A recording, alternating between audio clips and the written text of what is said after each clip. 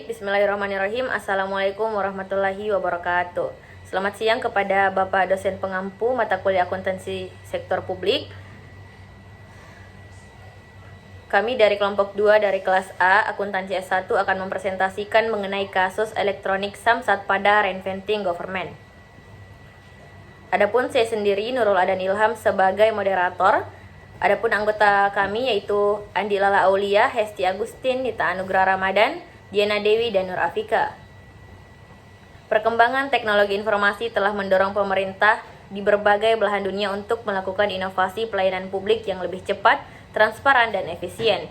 Di Indonesia, salah satu wujud konkret inovasi pelayanan publik berbasis digital adalah e-Samsat, Elektronik Sistem Administrasi Manunggal Satu Atap. Program ini memungkinkan masyarakat membayar pajak kendaraan bermotor secara daring tanpa harus datang langsung ke kantor Samsat. Dalam konteks teori Reinventing Government yang dikemukakan Osborne dan Gebler, e-Samsat menjadi contoh nyata transformasi birokrasi menuju sistem yang lebih adaptif dan responsif terhadap kebutuhan masyarakat. Makalah ini akan membahas implementasi e-Samsat dengan mengaitkan pada 5 prinsip utama Reinventing Government. Adapun materi pertama akan dibawakan oleh Saudari Nita Anugrah Ramadan. Kepada saudari dipersilahkan. Baik, terima kasih atas kesempatan yang telah diberikan kepada saya. Di sini saya akan memaparkan materi mengenai 5 prinsip Reinventing Government ala Osborne Gebler. Nah, yang pertama itu berorientasi pada hasil, bukan pada prosedur. Yang kedua itu memberdayakan masyarakat, bukan sekedar melayani. Yang ketiga itu mendorong kompetisi antar penyedia layanan. Yang keempat itu berorientasi pada misi, bukan pada aturan. Nah, yang kelima itu pemerintah sebagai katalisator, bukan hanya operator. Nah, di sini saya akan memaparkan mengenai berorientasi pada hasil, yang dimana tradisionalnya itu pembayaran pajak kendaraan bermotor dilakukan secara manual dengan antrian yang panjang dan proses administratif yang banyak memakan waktu. Tetapi dengan adanya elektrik Samsat, fokus pelayanan bergeser dari kepatuhan terhadap prosedur menjadi capaian hasil yang konkret, yaitu yang diberikan kemudahan, kecepatan, dan kenyamanan wajib pajak. Elektrik Samsat juga memungkinkan masyarakat membayar pajak tahunan secara online melalui aplikasi perbankan atau marketplace yang telah bekerja sama dengan pemerintah. Hasilnya adalah peningkatan kepatuhan wajib pajak karena proses menjadi lebih sederhana dan dapat dilakukan kapan saja. Bahkan kita bisa membayar pajak dari rumah atau tidak langsung ke kantor pajak. Disinilah terlihat bahwa elektrik Samsat lebih mengutamakan output pelayanan dibandingkan sekedar mengikuti prosedur administratif konversional. Nah, itulah tadi pemaparan materi dari saya. Selanjutnya saya kembalikan ke moderator. Baik, adapun materi kedua akan dibawakan oleh Saudari Diana Dewi. Kepada saudari dipersilahkan. Baik, terima kasih atas kesempatannya. Di sini saya akan membawakan materi memberdayakan masyarakat, bukan sekedar melayani. Nah, pada prinsip ini menekankan bahwa masyarakat seharusnya dilibatkan sebagai mitra yang aktif dalam proses pelayanan publik. Melalui e-Samsat, masyarakat tidak lagi bergantung penuh pada petugas atau kantor pelayanan. Melainkan diberikan kendali dan kepercayaan untuk melakukan transaksi secara mandiri. Oleh karena itu, bukan lebih dari sekedar menyediakan layanan, e-Samsat juga memberi masyarakat akses terhadap informasi pajak secara transparan dan kebebasan untuk memilih metode pembayaran yang sesuai, bahkan melalui integrasi dengan aplikasi seperti Signal, yaitu Samsat Digital Nasional. Nah, masyarakat dapat mengelola data kendaraan untuk melakukan pengecekan jatuh tempo serta mengatur pengingat pembayaran pajak.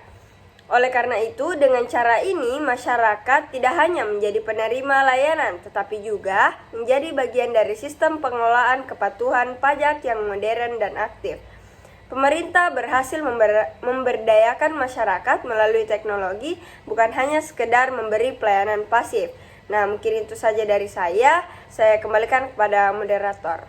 Baik, adapun materi ketiga akan dibawakan oleh Saudari Hesti Agustin. Kepada saudari dipersilahkan. Baik, terima kasih atas kesempatan yang diberikan oleh moderator. Di sini saya akan menjelaskan tentang mendorong kompetisi antar penyedia layanan. Samsat tidak dijalankan secara eksklusif oleh satu instansi. Pemerintah justru menggandeng banyak mitra seperti bank, platform e-commerce, dan perusahaan teknologi finansial untuk menyediakan layanan pembayaran pajak. Hal ini mendorong kompetisi antar penyedia layanan untuk memberikan pengalaman terbaik bagi pengguna.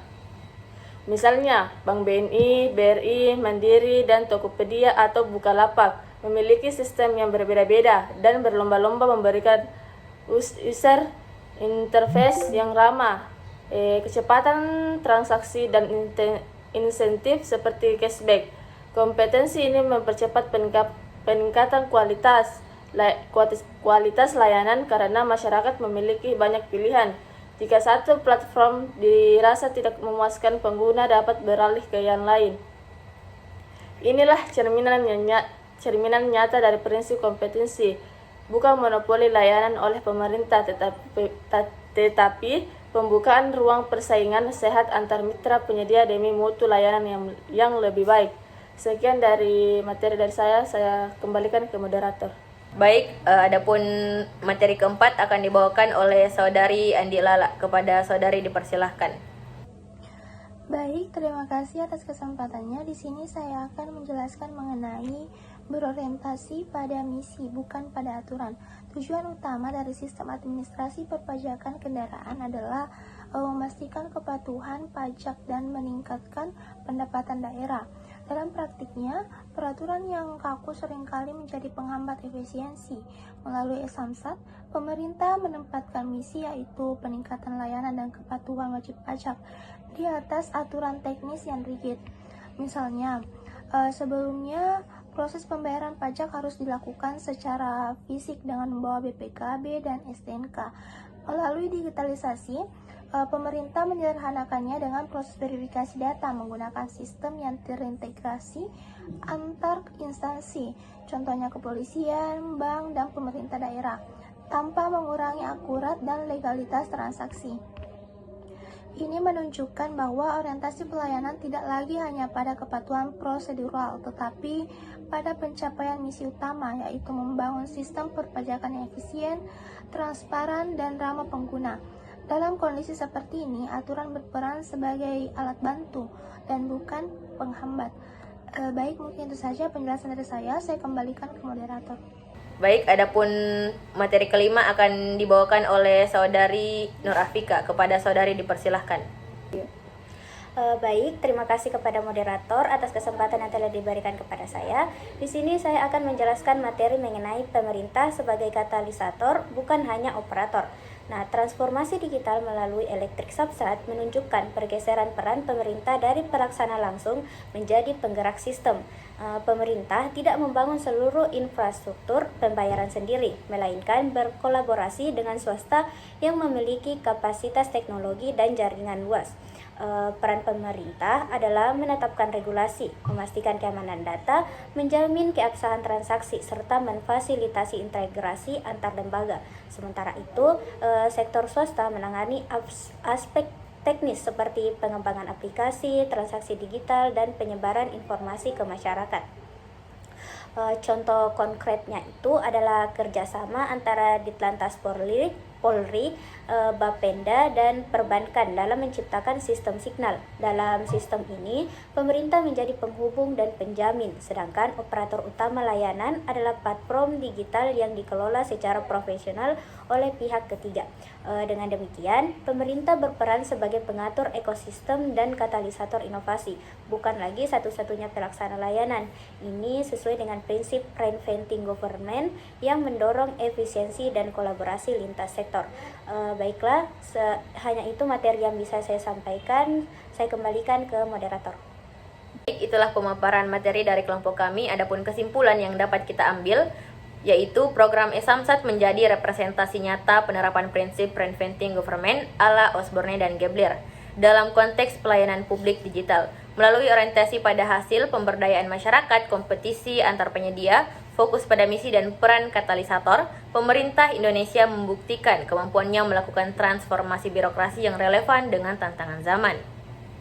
Tentu tantangan masih ada, seperti literasi digital masyarakat, kesenjangan akses internet, dan perlindungan data. Namun, dengan penguatan prinsip-prinsip reinventing government, kehadiran negara dalam pelayanan publik akan menjadi lebih responsif, efisien, dan bermakna bagi seluruh lapisan masyarakat.